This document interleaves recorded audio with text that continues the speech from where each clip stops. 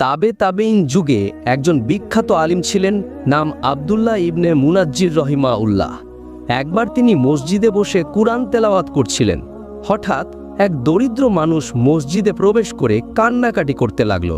সে বলল, হে আল্লাহর বান্দা, আমি খুব ক্ষুধার্ত, আমার ঘরের ছোট বাচ্চারাও অনাহারে কাঁদছে।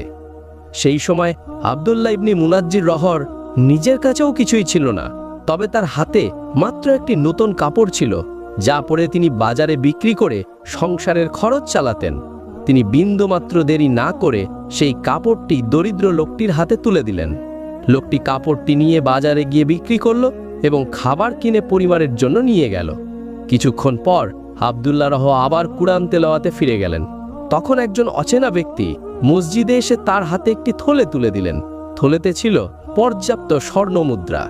তিনি বললেন, এটি আমি আপনাকে দিচ্ছি, কারণ আল্লাহর পথে আপনি যা ব্যয় করেছেন আল্লাহ তা ফিরিয়ে দিয়েছেন। আব্দুল্লাহ রহ তখন কেঁদে বললেন, আমি কাপড় দিলাম আর আল্লাহ স্বর্ণ দিলেন। আল্লাহর দান সব সময় বান্দার দানের চেয়ে অনেক বড়। কয়েকটি উপদেশ: 1. আল্লাহর পথে খরচ করলে কখনো ক্ষতি হয় না, বরং আল্লাহ বহুগুণে ফিরিয়ে দেন। 2. অভাবেও দান করার চেষ্টা করো, আল্লাহর রহমত সীমাহীন। 3. মানুষের দুঃখে পাশে দাঁড়ানোই আসল ঈমানের পরিচয়। প্রিয় বন্ধু, যদি তোমার কাছে ভিডিওটি ভালো লেগে থাকে তাহলে একটি লাইক করে দাও, মন চাইলে কমেন্ট করো, চ্যানেলটি সাবস্ক্রাইব করতে ভুলো না। দেখা হবে নতুন কোনো ভিডিওতে। ততক্ষণ ভালো থাকো এবং সুস্থ থাকো। ধন্যবাদ।